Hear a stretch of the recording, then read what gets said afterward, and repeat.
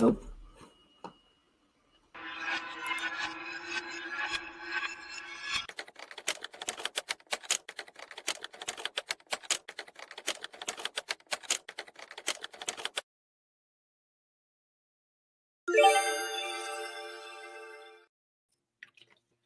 Holy cow, Greg.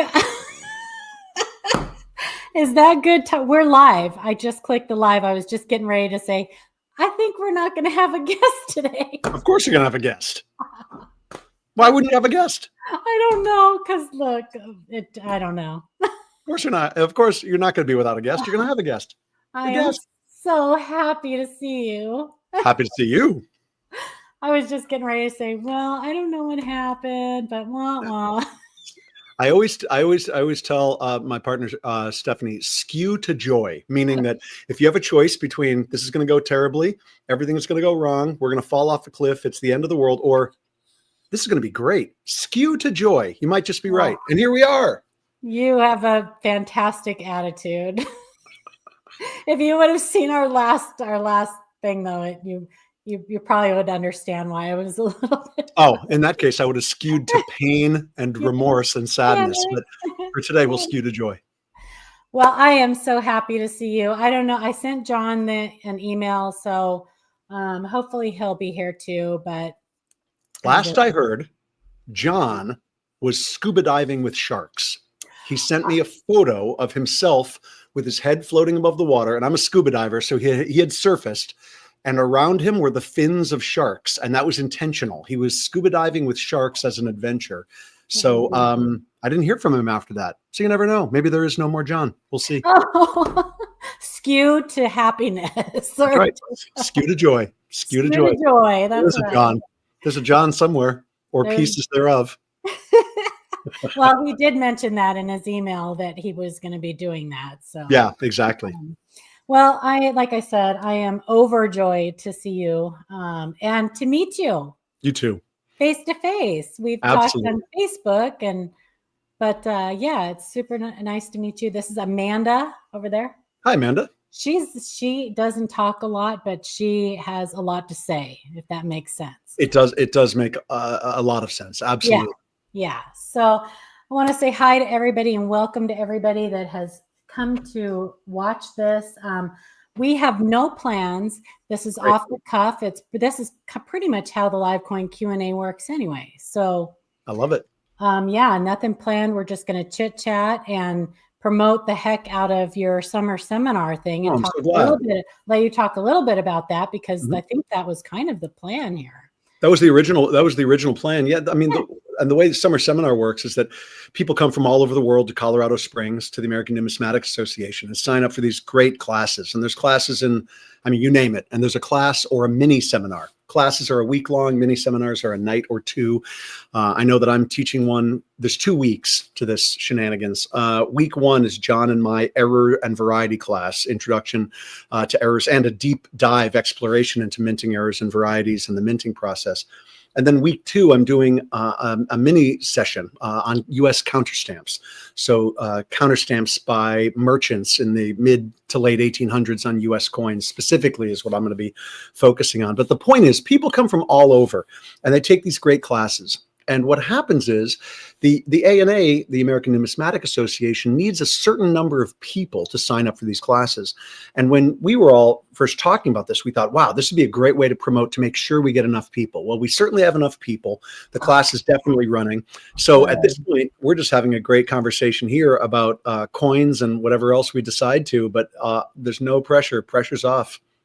Good. I'm so glad to hear that, because last time we talked, you needed 3 people.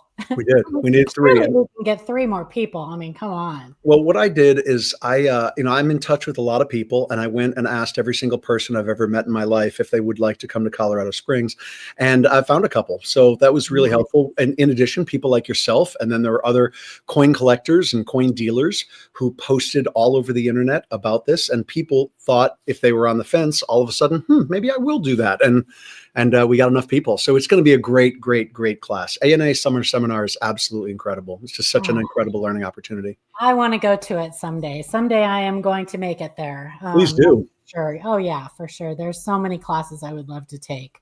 Yeah, me too. I Me too. need to take the grading class. Oh, the grading class would be Really fantastic. need to take Yeah, that. I mean, Not my forte. well, But, the grading class is great. Last year, I took the business of being a coin dealer. That was quite informative. I audited a class on error coins, which was a mini seminar on errors, which was fun too. But the thing is, you're sitting around with coin people all week. You're sitting at breakfast. You're talking best. 10-cent pieces. You're sitting at lunch and or outside in the sun in the afternoon, and you're talking about metals, things you don't know about, and there's experts all around you in everything you can imagine. Mhm. And you have access to the A&A library, which is a treasure trove of endless information. So, yeah, highly recommended. I would love to see you there sometime for sure. Yeah, I definitely want to make it out there. And I think so is it always in Colorado Springs? It is, yeah, in Okay. Colorado Springs. So, Yeah. easiest way for people to think about that is just fly into Denver and then make your way south. It's an hour and a half or whatever it is, but it's beautiful. Colorado Springs is great. We should all probably live there. But instead we get to invade for a week or two every summer, and it's just wonderful. I just watched your symposium. Oh, nice. That was very cool. I mean, I don't know if you probably don't know a whole lot about me other than what me crushing dreams on Facebook on a regular. Errors and varieties are my thing, and but yeah, that was a lot of fun to watch. We actually have a coin to talk with you about. Great. Because right after you and I talked about doing this, so a little bit. Let me tell you a little bit about what we do. Yeah, please. So this group, Livecoin Q&A, was started like 6-7 years ago by Ken Peavey. I don't know if you knew him. No. Brilliant guy. Like knew everything about everything. He was just one of those minds, and he wanted to start something to give collectors of all levels a safe place to come and ask their questions where they felt really pretty confident that they were going to get good information. Because as you and I both know, and Amanda and everybody in chat, there is really bad stuff out there. Really bad. So it was really important for him. And so he kind of grabbed, people from over here and over here, all levels, and started this panel, the Livecoin Q&A. And what we do is we take emails. We actually have a email set up. People can send us their coin questions with their pictures, and we'll answer their questions. And then we pick a few from that and we feature it on our live show. Some coins that we can give, that have educational value and that we think are going to be interesting. We've had some amazing viewer finds. I don't know if you saw last year, there was the 1943 with the full mirror brockage. I know the coin. That was from our show. Amazing. That was one of our viewers. Yeah. So awesome. I am so blessed. We all feel so blessed that we got to see coins like that and be able to help people out and send them in the right direction, what to do and stuff. So anyway, that's a little bit about what we do here. And tell me why it is that you say what did you say the way you describe yourself on Facebook is that you frustrate people, upset people. How did you word it? You said I'm a dream crusher. Dream crusher. Okay. Because, and I think we're on the same page. This was actually sent to me from a viewer. Oh, okay. Amazing. Because I call myself the CONECA Heartbreaker. I'm on the board of. I heard you when you said that. Yeah. Yeah. I call myself the CONECA Heartbreaker because I get emails literally every day from people saying, I found something. And it's like, okay, from the start already. Chances are good if you found it, it's not going to be an ultimate rarity. You never know. Yeah. But I break a lot of hearts. I did it actually this morning once, last night once, all the time. Is that what you're referring to? It is. It is. Yeah. In fact, I have a really hard, I'm a lot better than I used to be. I have a hard time letting things go. So when someone wants to debate me on, oh no, this coin dealer told me it was this. And I started a conversation last night and I'm still having it today, if that tells you anything. I'm trying to convince these people in this Facebook group that this quarter is not struck on a dime planchet, that it was just filed down. Okay. And it's really difficult to do because you can have 50 people telling the person that it's just damage, and one person, it's all it takes is one person to say, oh, that's amazing, you should send that in to be graded. And then I have to spend the next 12 hours trying to convince them that that's not right.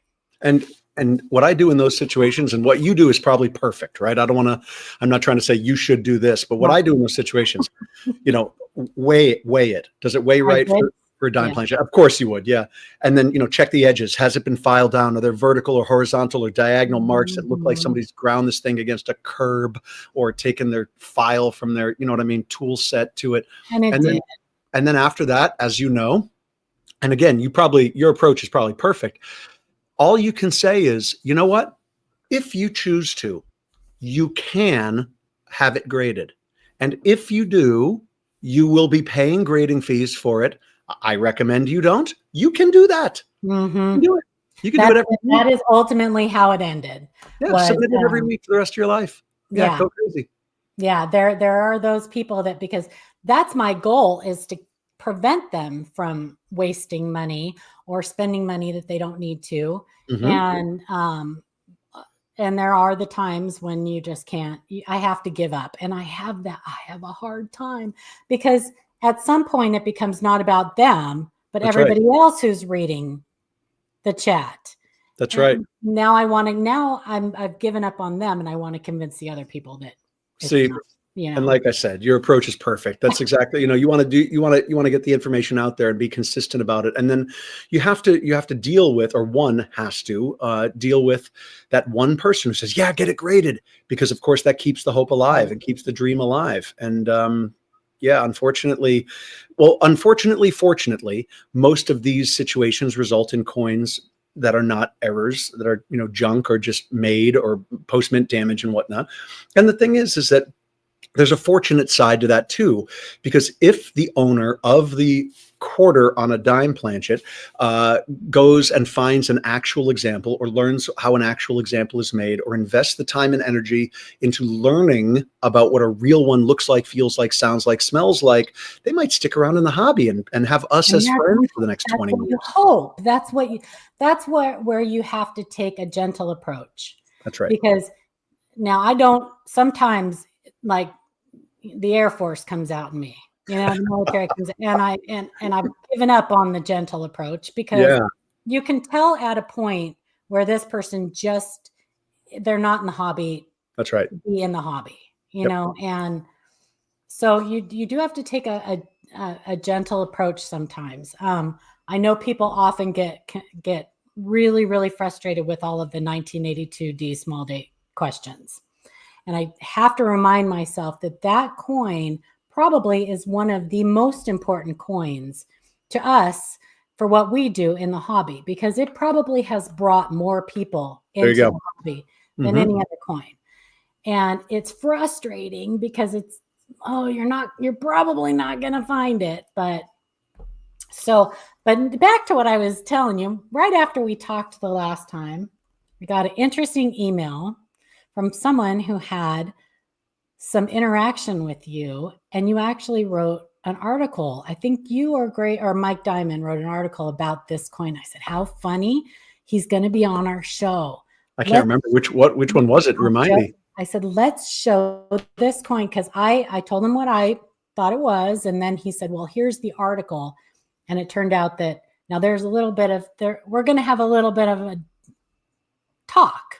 I mean, we agree for the most part, but anyway, we're going to add it. And it's funny because I said, oh, he's going to be on the show. Let's talk about your coin. Okay. So this was the email, and this is what we do. Just as an example, we bring these up to show our viewers, and then we have a talk about the coin. So this was from Daryl J. And he said, I'm a relatively new collector and recently discovered your channel. I enjoy learning about the various errors that have been found and appreciate the knowledge you share in your videos. A little over a year ago, I began doing coin roll hunting. Attached are photos of a 2009 Sacagawea dollar with an extremely odd, rare error, mint damage. Mint damage. That's okay.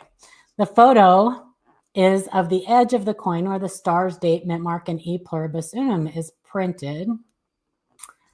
What caught my eye was the fact that the RUS of the word trust is perpendicular to and under the star. I had the coin looked at by Greg Bennick from CONECA, and he ended up writing an article in Error Scope about it last October. He and 3 of his colleagues from CONECA agreed that they had never seen this before, that it was damage done at the mint. This was proven with the star being over the U. I do have a copy of the article if you're interested in reading it. Now, I did go and I went through my error scopes and I found the article. Yep. He said, I'm writing to see if this is a variety you've heard of or possibly ever seen before. I'm very curious to see if by chance others like this exist. I'm also eager to see if what the market of a coin like this variety may be. I was going to get the coin graded by Greg, but Greg suggested against it due to PCGS not having any others of it on record. I live in Vermont and coin collectors are few and far between. I greatly appreciate your feedback you would be willing to share. A couple things I wanted to point out just right off the bat. This is a great example of, and I'm not saying anything against Daryl because this is super common. Your mind wants to pick out certain things in a conversation. That's right. And so I think that this conversation probably went a little bit different originally, because as soon as he said mint damage, damage is damage, whether it happened at the mint, after it left the mint, it could have been dropped on the floor. That's mint right. damage, So, but one thing I know, this is the Sacagawea, great looking coin. Speaking of the Sacagawea, Matt and Mike from the Coin Show podcast have a very special guest coming up on their show. I forget what her first name is, but Teton, she was the model for this. She's awesome. That's cool. She's going to be on their show. So anyway, I digress. I'm getting squirreled, which, us error collectors do. So we know that this is all incuse, right? You looked at it. This was all incuse. The stars incuse. These letters are backwards in incuse. One thing I wanted to, so in the article, and I should have brought it up, in the article, it said that Mike thought it happened between the coining press and the edge lettering. So one thing I wanted to talk about was that my understanding is that after 2007, when they used to have the edge lettering mill far away from the regular coining presses, when the whole thing with all the missing edge lettering on the George Washington presidential dollars happened, they moved it to actually become part of the entire process. So it goes directly from the striking chamber to the upsetting thing. So I think Mike said that he thought that this happened between the striking chamber and the edge lettering press. I think this happened sometime post minting, regardless of where it happened. I think it was from the, it got rolled over, because we see this all the time on edge lettering things where they've been. So, and it's hard to tell over the star because they're both incused. Yep. So now I'll take a breath and let you, because I ramble, let you explain what you saw, because you actually saw this coin in hand. I don't know if you remember, but. Yeah, I do. Of course I remember it. Yeah, it's a damaged coin. But here's the thing about it. It's an interesting damaged coin. It is interesting. It's not a damaged coin that's been shot with a 45, run over by a car, or drilled with a Dremel. It's a coin that's been damaged by another coin, maybe at the mint. So here's what's interesting to me about it and why it was article worthy. One of the things we do as errorists, error collectors, error researchers, error writers, error people, is figure out what happened on this coin, on every coin. What happened? Oh, that's a clip planchet. How do we know? Because we've learned the minting process. So when we see a clip coin, we go, oh, that's a genuine clip planchet. Oh, that's not a genuine clip planchet. We know the minting process and we can tell the difference. We're always, always, always navigating and negotiating with ourselves and other people what this coin is, what it's not, and then what it's worth, what it's not, adding it to our collection, buying it and reselling it, or ignoring it completely. So that process is part of the fun, right? Yeah. What is this? What is that? What is this thing? What is that? How did that happen? So in figuring out what this was and what had happened, I asked to see the coin, and Daryl shipped it to me. And I looked at it, and there's no way that this happened as part of the minting process in terms of, oh, this is a double struck on edge, spitting horse, Washington's tooth, donkey flying over the eagle, whatever people make up. This wasn't one of those things. This was a damaged coin. It had been bashed against, fallen on top of, pressed against another coin. At what point, though, did that happen? It happened after it was struck. So that means it's post-mint damage, but not post-mint as in post the building, post-minting. Something after the coin was struck, it then moves on. It gets pressed against another coin amidst the process of it leaving the mint. I was like, oh, that's curious. It's still damaged. Yeah. It's still damaged. I don't know exactly when it happened, but it was cool to write about because if somebody else finds another one, they will know, oh, okay, that's not part of the normal minting process. That looks like that damaged coin I saw. Now, damaged meaning worthless? No. Damaged meaning we've had hours of conversation about it, including this hour of conversation about it. I can safely say, with the exception of, I bought a double struck coin that I can send you a picture of sometime. I bought a very strange double struck cent a couple of years ago at Fun. And it was not an expensive thing. It was maybe $100 or something. And there were 14 people who looked at it and said, it's fake, it's real, it's actually triple struck, it's this, it's this, it's this, it's this, it's this. I started writing down all the things that people said. 14 different people arguing to the point of people using expletives at times at each other. And at different points in the show and all over the show, I have never seen any coin erupt an audience of people into a fervor like that. This coin is second, meaning more people have talked about, asked about, discussed this coin than maybe any other. I don't even know. It's amazing. The bottom line is this coin is worth an awesome dollar. $1. That's what you can spend it for. It is a damaged coin. If somebody wants to pay more for it, they can absolutely get wild. They can buy it for $1 million if they want. It's worth $1, and it's a cool damaged coin. It is cool, and it's a great educational piece because, like I said, you do see things like this. Well, we see it often because what we do, with all the emails, and I'm sure you probably with all the emails you get and everything, and seeing the coins because you actually get to go to shows, and that's another thing I want to talk to you about. For sure, and I'll say that last night, somebody sent me a Kennedy $50 with a star. I have that in our email. Yeah, drop letter, drop star in the obverse. And I looked at it and I thought, that's interesting. That's cool. And then the conversation continued. What's it worth? Well, I don't know. I know what, if I saw it and somebody said, buy this thing or else you don't get to eat for 3 months. I'd be like, okay, I'll buy it. $50. I don't even know. But I threw out a price, but I said, you know what? Find somebody who loves dropped letter errors. They might spend more. We all have our things, So here's did you actually look at that coin in hand? I did not. It's in a PCGS holder, so I asked. It is graded. It is graded. Now, I don't agree with it. I don't agree with it at all, and I'll tell you why.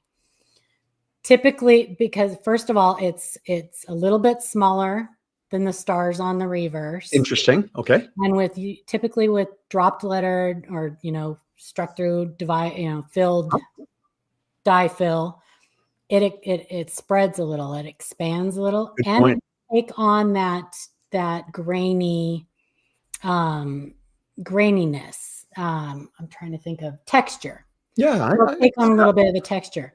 This has no. If you go from the field to that area inside of it and then back to the field, you'll see that there are areas where there's no interruption. That makes a lot of sense. And my point at the end of the email exchange was go on to some error groups, show it to some people, get some other opinions. Yeah. If you want to see it, I can. I'd love to see it closer. Yeah. I took one quick look at it and then went to the gym. So yeah, I would love to see a closer look at it. Okay. Because everyone has their specialty, right? If I said to most collectors, Find me US coins between, I don't know, 1830 and 1870 that have been smashed with letters from merchants in them that say like John Smith Barber, Boston. Most people say that sounds like damage. Yeah, they are damaged coins. US merchant counterstamps. I love them. I go completely ballistic over them and have a great collection of them.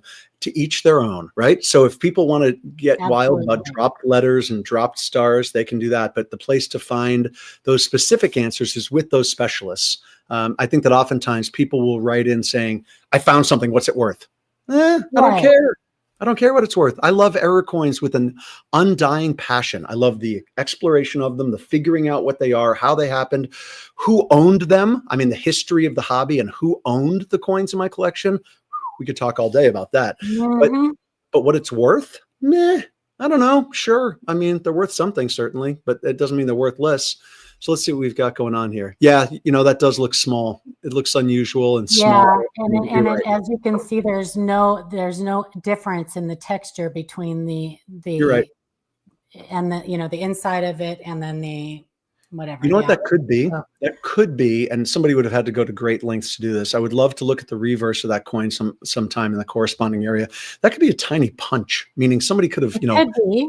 You know what I mean? Punched and smoothed it somehow. I mean, I don't know why someone would go through the work to give Kennedy a dimple of a star, but people do bizarre things. They do bizarre things, and it is a higher point on the bust. That little cheeky area right there. I don't know what you call it. On me, it's a big wrinkle. Yep. On him, I don't know what you call smile. Smile line. I call them smile lines myself. So it could also be, we see contact marks in all different weird places and things like that. Yeah, so it could be a simple contact mark. I really honestly don't think that it's a struck or die fill or dropped star. If it was a letter, if it was a letter that corresponded to the design of that particular denomination, I'd be more apt to jump in and say, yep, drop letter. But this is, it's curious. Now, here's the thing. Just because it's in a PCGS holder doesn't mean, no offense to PCGS, doesn't mean that it is what it is, right? I mean, we've all experienced coins that are not what they say they are. And I mean, the quintessential example for me is the mated pair that I bought a couple of years ago that, most everybody or a lot of people are familiar with. I bought, can I tell the story here real quick?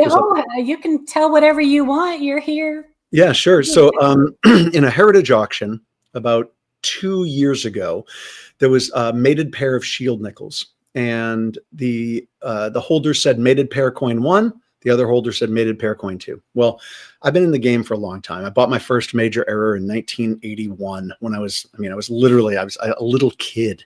I've been studying this stuff for a long time. And one thing I know is that there's no mated pairs of shield nickels. There just aren't any. So I was curious about it. And to make a long story that's documented in other places, Newman Numismatic Portal did a video on it. It's in You just had that in your symposium, so they can go back and watch that when it's all over the place. Yeah. But the point is that the grading company, I won't say which one, the auction house, I won't say which one, made a mistake. They didn't recognize that this wasn't 2 shield nickel planchets. It was a 3-cent nickel planchet and a shield nickel planchet that had been mated, that had been struck together. And, my friend at CONECA called it the cherry pick of the century. And I'm very happy about it. I love the pair. It's really incredible. And I stare at it sometimes and can't believe A, that it exists, and B, that I own it. But the point is, the holders didn't say that. So just because the holder in this case says dropped star, I don't know, figure out why, how, where, explain it to me, make it make sense to us, and then sure, drop star. But as of now, you're right. I mean, even just your input, and this is what we do, is we give each other input and say, I know you think this is this, but hear me out here. And I'm sold. I think that coin should be reevaluated. Yeah. And, I have noticed lately that there are more and more things happening that, things being attributed and things being examined and improperly labeled and stuff. And I don't know why that is. I don't know if it's just because they're getting so busy or what, but we've done a few shows with Jack Young on the channel, and he's the counterfeit guy. And he rules. We see slabs, counterfeit coins in slabs often, and people make mistakes, right? Yep, for sure. So, Absolutely. with what we do with error collecting, it's oftentimes what's more more likely than not. That's right. You know, That's right. like Occam's razor. And That's right. sometimes you just got to go with what makes more sense. Yeah. I mean, if it looks like a duck, sounds like a duck, it's probably somebody punched a star into the face of Kennedy. Right, Isn't that how the saying goes? Yeah, I think so. Yeah. So you err on the side of caution, and then what you say it, we all say it, all of us who are in the education part of it, always assume damage first and go from there. Absolutely. Absolutely. Work through the minting process. Always work through the minting process. We are huge advocates of that. We push that all the time. Our viewers can tell you they get tired of me saying it. And I think that's great. Where did this happen? Where do you think this happened? And I say it in the symposium talk, this is a process. We're talking about a minting process. This doesn't mean a minting wish. They don't sit around the mint and go, gosh, I wish we had more Kennedy halves. And all of a sudden they just appear. It's a minting process. It's a mechanical process. And at different stages of the process, things can go wrong. So let's learn the process and keep refining our knowledge of the process. And then we'll be able to tell what went right or what went wrong at any stage of that process, hopefully. And again, we're all learning. So if people are watching this thinking, how do I learn the minting process? I mean, email me, email us. We'll talk about it. Happy to help. And of course, summer seminar is a great way to do that. But, John Miller and I, who co-teach, I mentioned this in the symposium. We're learning stuff all the time. We learned something on the Denver Mint Tour last year that made us go, we got to add that into the class next year. So we're learning things all the time. All the time. Yeah, it's I don't want to talk. I'll talk. We're doing a video on something that I just learned. And I don't want to give it away because somebody else will turn around and do the video. But you're right. Don't tell me. I know. Don't spill the beans, Paula. I gotta but I learned something, and I'm like, how did I not know that already? But yeah, it's a continuous learning process. If you stop learning, then you're done. So I was at the Georgia State coin show in Dalton, Georgia recently.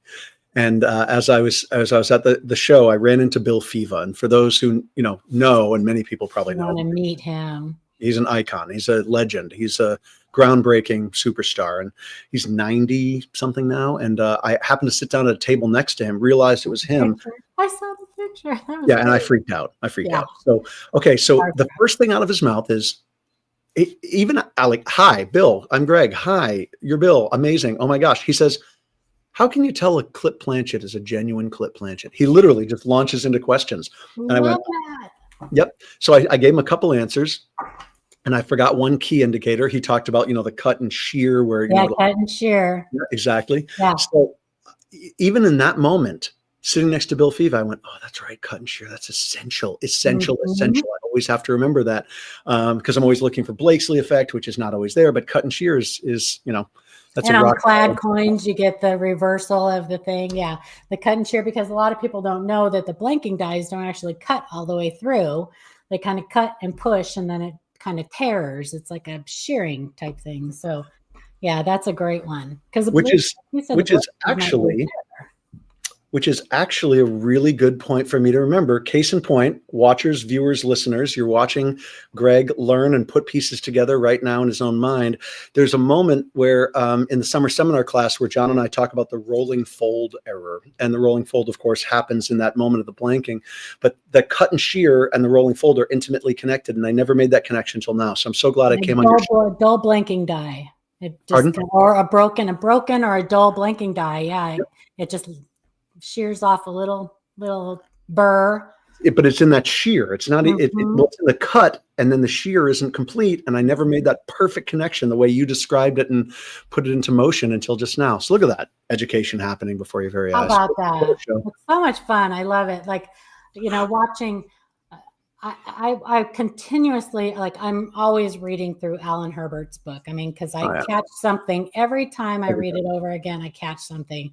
I watch, the ANA minting process videos and read about new stuff all the time because the minting process is so different now than it used to be. Yep. They're starting to use lasers and all that kind of stuff, which is mind blowing. Totally changing stuff. Why you got to change it on me right when I'm just getting good at it? I know.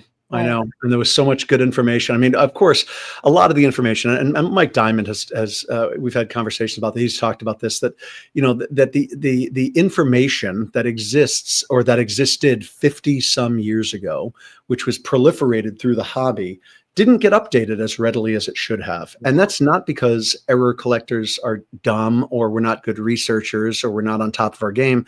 It's because it was one of these things like, well, somebody's going to do it, right? Somebody's going to update this. Well, Greg, Paula, Mike, somebody's going to update this. And then no one does. And it's like, well, here's the thing. It's like no one's sitting around going, my gosh, I'm so glad I got into error collecting. It's how I paid for my plane and my Ferrari. No one is saying that's, or at least if there are people saying that, and there probably is one or two, not everybody is saying that. The point is that there's not piles and piles and piles of money waiting for somebody to update the minting process and the information on the minting process. So people go, yeah, somebody will do that. Somebody will write an article at some point.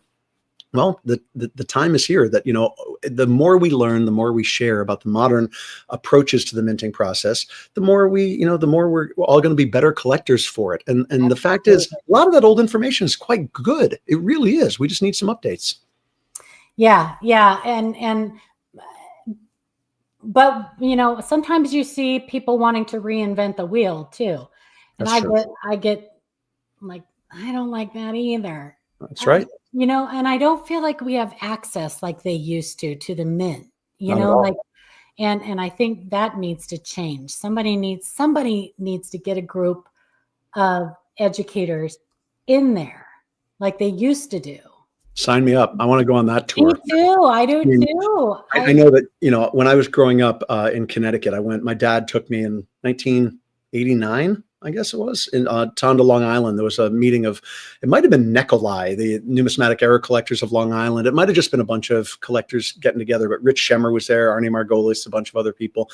And, they were always talking about their access to the mint early on. Arnie got access to the mint in the 60s. NECA was East Coast and Cone was West Coast, right? Yeah. And, Arnie, got access to the mint, and he brought in his old, Minolta or whatever camera, and he's taking pictures and got pictures of, error coins. And I remember in Error Trends Coin magazine, if people aren't familiar, it started around 1968, went through about 2010 or so. Arnie put it out every month. I mean, I wouldn't be where I am in errors if it wasn't for Error Trends Coin magazine. And I'm down to my last, I think I need 3 issues, and I've got a complete run of them, but I read them religiously, constantly. And Arnie would have pictures in there of the minting floor and bins of error coins. And he just had access, and people had access back then. And I would love for us to have access now. Give us, 1 hour in Philadelphia, 1 hour in San Francisco. I mean, sign me up, all over it. Because that goes back to what we were talking about before. A lot of what we talk about now with the, the more modern stuff is kind of, I don't want to say guessing, but I don't know what better word to use, because people haven't actually, and I guess probably people calling and talking to people and stuff, and people who know people that work there. But to actually get in there and watch, the horizontal presses and the inverted setup and all of the stuff that is new with the Schuler press. And, I would love to see them now using the CNC machines, and because they're not actually making master hubs anymore. They're going, directly to, I guess, master dies and just cutting them. And right. It's all changing. And we need to know that stuff, because that could totally change the way we see certain things and how we attribute things, You're right. You're totally. John probably thinks, really, because he's into varieties. So that the whole double die thing is totally changed now. Oh, for sure. Well, and here's the good news, is that not everything is changing, right? Some things have changed, and there are significant changes, certainly, but a lot of the old information is great. And a lot of the errors that we're going to encounter, at least I'll speak from my perspective, I love type coin errors. I love older errors. I love finding something on a 1956 quarter instead of a 2010 quarter, right? Yeah. So a lot of the coins that have been around that have errors on them, and especially for those of us who love kind of the classic pieces and things like that, the minting process that we learned from magazines of 50 years ago applies to those coins. So the modern coins, definitely we need updates and whatnot. And John Miller, who has, because I skew to joy, survived being eaten by sharks, he's been survived diving with sharks. He's certainly, on top of that. And we have a good time teaching because I focus on dramatic striking errors and, major mint errors and that kind of thing. And he loves the varieties, and we feed off each other, as the case may be, and, help each other out with, striking versus variety stuff and the education around them. Well, I'm not able to go to your summer seminar, and I wish I could, but maybe you can help me feed off of you guys at some time. Maybe we can have like a little powwow, because like I said, I have a champagne taste on a beer budget when it comes to error coins and varieties, right? So I can't afford them. So I teach about them. I buy the book and I live vicariously through people who have that kind of wonderful stuff. That's awesome. Russ Bega showed that amazing, like that. Yeah, you know which one I'm talking about. You worded it better than I did. I jumped in and was like, oh my gosh, a cluster. And you worded it the way you worded it was quite wonderful. But yeah, when that coin goes up for sale, if we do another interview like this, you're not going to see me with the lights and the camera and everything. I'm going to be on an old Nokia flip phone because I won't be able to afford anything, because I will have sold all this gear to buy that coin. But yeah, I love in the tent. It'll be me literally outside in a tent. Yeah, I'm a Nokia flip phone, like 14 frames a minute, being like up, and then I'll just hold it. But here, look at this. I love what you said about champagne taste on a beer budget. That's one of the best things I've heard about collecting error coins. I absolutely love it. Yeah, I have a few little things here and there, mostly nickels because they're more common, and I don't like nickels, but the errors can be amazing. But I don't have a lot of great stuff. So but I still love it. And I love to teach, and I get so much joy when people send us stuff that they found. We've seen 69S double dies. We've had multiple viewers who have had things written up about their coins that they've found. And it's so fun to be that middleman and get to see it, and show it to everybody else and brag about it, and then like cry after because it's not mine. Well, here's the thing: is that let's be friends forever and share photos, information, ideas, be messaging each other constantly. That sounds great to me.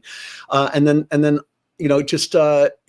for viewer listeners, recognize that we sort of I don't want to say disparage, but we were not skewing to joy on the potential of roll hunting earlier in this interview, right? We're saying if you found it, maybe it's not the thing.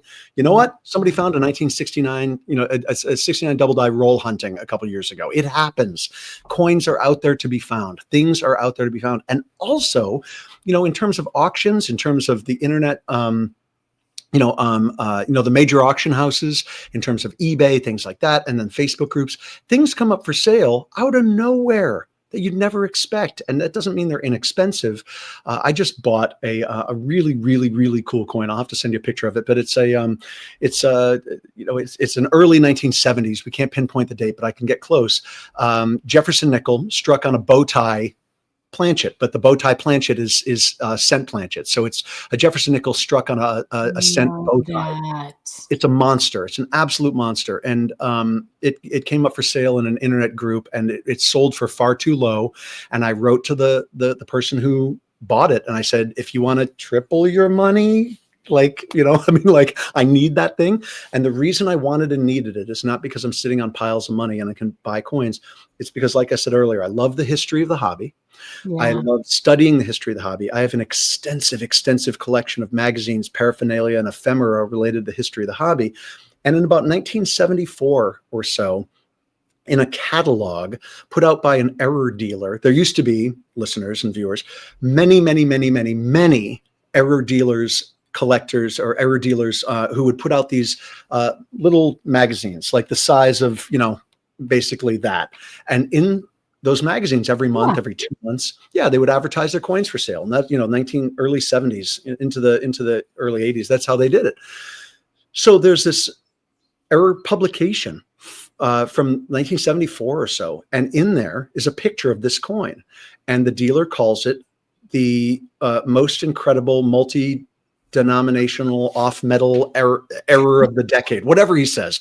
It's just this cool thing that there's a picture of it from 50 years ago, which also helps us date the thing. We know it's not 1980 because there's a picture in 1974 of the same coin.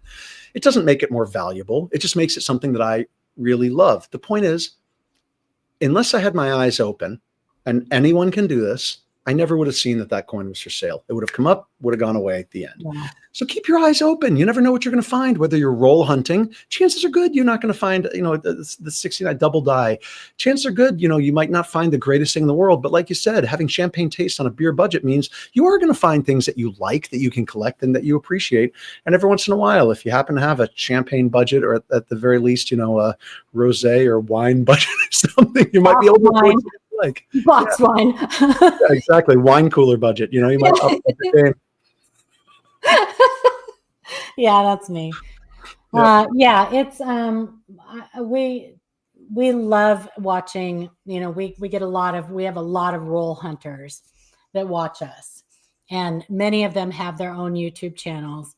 Awesome. And we get questions from them all the time. And sometimes they're finding things like a 76D, the double die obverse and the Washington quarter. And just, amazing stuff.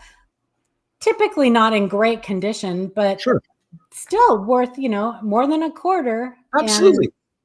And if they're having fun doing it, then it's like you said earlier, it's keeping them in the hobby. Yep, 100%. And this is a hobby when it all boils down to it. I've had people show up at when I set up with CONECA, so we set up tables at major coin shows, but I've also set up as CONECA at smaller shows as well. And at a show here I live in Seattle, at a show in Seattle, just south of Seattle recently, there was a guy who came up and he started telling me about his roll hunting. And as he was telling me about his roll hunting and the things he'd found, and it was variety coins. He wasn't finding die cap, cluster, Rust Vegas. It was just things, right? Just things that he loved, that he and his daughter were collecting and enjoying. The stories kept going. And after a while I said, how many coins are you looking through in order to find this many error and variety coins? It was astounding. And in the moment, I'm forgetting the actual number, but it was thousands and thousands and thousands of dollars of coins every week. Like it was some astronomical figure that I just imagine him like Fort Knox with piles of coins around him and rolls and whatnot. And you know what? To each their own. If I find one coin every few months, like I mentioned, in an auction, in a sale that I can attribute back to some catalog from 1971, that's my jam. I'm not probably going to roll hunt, but if somebody wants to roll hunt all day long and love it and have a great relationship with their daughter, son, grandmother, whatever, and not try to figure out if this coin sold in 1974 for $50, we all have our thing. You know what I mean? We all have our thing. Yeah, we have a couple people that are frequent flyers in our email, finding stuff all day, every day. And great stuff, and dirty water coins and digging with Dave, and just regular people that are always finding, but they're, like you said, they're searching thousands of coins. So we have to remind our other viewers now, they didn't find these just by looking through one roll. That's right. They're searching and searching and searching. So don't be discouraged. Yeah. And the other thing too, is that, time and education goes a long way, right? So I tell that story about the shield nickel. Yeah, the shield nickel mated pair, not because I'm so cool. In fact, quite the opposite. I'm a nerd. I sat around literally for the last 45 years reading magazines that were put out, before I was born, right? I just don't read these things. And what that longevity led to is me going, So that's what my invitation would be to roll hunters, collectors, new people to hobby. Keep learning, keep educating, because right now it's overwhelming. Right now it feels completely, like a tidal wave of information. Pick something that you like, learn about it. An off-center. How do off-centers happen? What denominations are more common? What historical, series do off-centers happen on more than others? Just learn what you can. Then go on to something else. You don't have to be an expert today. Yeah, just find something you like. And that way, when an opportunity comes up, you're going to have a little bit of expertise, and teach us, what you learn, because we're always learning, for sure. Yeah, for sure. I want to I want to one of these days get together with you through whatever email or messenger or whatever, because I'm a baby state representative. I'm brand new. Okay. And I haven't got a clue what I'm supposed to do or how to do it. Right. I got the shirt. You know what? I'll whisper this so the internet doesn't hear. No one knows. Welcome to the club. No, we're all figuring it out. As a state rep, sure, you can go into every single coin shop in your entire state and hand out CONECA flyers. Great, that's pretty ambitious. Or you could talk about being a state rep here, or you could reach out to some new collectors. It's whatever serves the hobby and serves the club in a proactive and positive way is great, in my opinion. But yeah, let's talk for sure. Yeah, because I want to start going to not clubs. Well, that too, but to coin shows in Oregon. There's not a lot, but what we have are pretty small, but I just don't even have an idea how to get that started. So we'll talk. We'll talk. Yeah, we'll talk. People will talk. My people will talk to your people. Yeah, have my people call your people. Exactly. These are the people. My people are in the chat right now. And exactly. I have totally ignored them. So I'm going to say hi to them for a minute. Please do. Thanks for coming, everybody. Hi, I'm sorry it seems like we're ignoring you. Frostbite's in the chat. Farm Dog, Joseph Cooper. I did see Daryl in there. Good. Let's see. Where does thing go? He said, Daryl Jackson said, thanks for sharing my email. I do feel more educated and encouraged to dive deeper into the hobby of collecting. I hope everyone has a wonderful weekend. Awesome. Well, thanks for being in here, Daryl. I promised him I would show his coin, so we did that. Yeah, I'm telling you, that coin has led to more discussion than almost any other. I love it. And I think he's sharing it like with everybody he can get to look at it too, which is a great thing because why not? Because the odds are if anybody in the chat looks at dollar coins or Sacagawea coins or the presidential, the Sacagawea, any of those with edge lettering, they're going to come across something like that. Absolutely. There's a chance that they could find doubled edge lettering or, the staggered. I forget what that's called when they get stuck and then another one comes over and. You know what? This is the moment where I turn to John Miller and I go, "What's that called?" Exactly. And it's actually a really good strike or something. Yeah, like it's a really good point that I just want to make really quick. Is that because I focus on striking errors. That doesn't mean that CONECA is about striking errors. CONECA is for everybody who's interested in the minting process and varieties and double dies and misplacement marks and striking errors and all of the above. Everyone is welcome in CONECA, and check out, CONECA at conecaonline.org and you'll find out more. And we'd love to have everybody be in the club. Absolutely. Absolutely. We have the link in our description always. Great. To CONECA, to the ANA, join the ANA. It's awesome. Our national coin club. For sure. We're probably going to wrap this up here. So I just want to say thank you so much, Greg, for coming up. I've wanted to chat with you for a long time, and we definitely have to chat some more. Anytime. I would love to get together with you and John at a show sometime and pick your brains.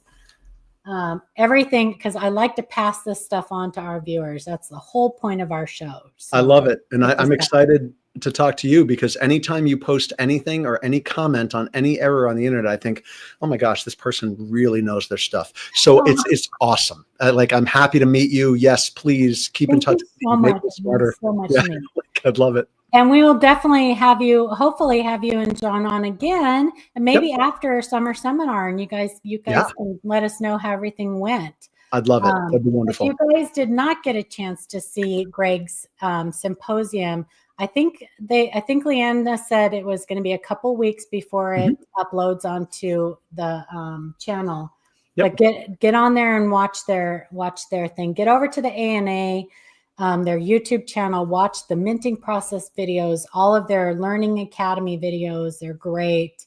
And don't leave, Greg, when we go off here. I want to make sure we get to say goodbye to you afterwards. Sure. So just stick around. I will. All right, you guys. Well, thank you so much for everybody coming. And I'm sorry that I completely ignored everybody in the chat and got all wrapped up in the conversation. But if you have questions about anything we talked about today, our email. It'll be in the description of the video. If you are going to be at summer seminar in Colorado Springs, please get signed up for Greg and John's class and check out the other classes too. But this one will be well worth it for you all. And feel free to be in touch. You can email me, minterrors@gmail.com, minterrors, plural, @gmail.com. If you didn't get your question answered from the chat, we'll get it answered offline. Yeah, you can find his email and John's, I believe, on CONECA's website. So Sure. get over there and check them out. And by the way, loved your interview with Ron Fern. That was amazing. I love him to pieces. He is the best. Any old school, and I don't mean Ron is old, any old school error hobby, anything, magazines, books, interviews, that's why I do a lot of these interviews. I want to know everything about that era of collecting, and Ron was there making it happen. That was such an incredible interview, and I'm so happy. Oh, it was so great. Yeah. I mean, I was just like the things that the people he knew and the stuff that he's seen, and just, and Yep, I'm, like, oh, I've got to write that down. I need to go look at that. So anyway, amazing. Thank you so much again, Greg. Thanks everybody for being in chat. Make sure if you aren't already subscribed that you like, subscribe, and share the channel out, and we'll be doing more stuff. Bear with us. We're still reinventing the channel. So yeah, good to see everybody, and we will talk at everybody later. Thanks, everybody. Thanks, Amanda.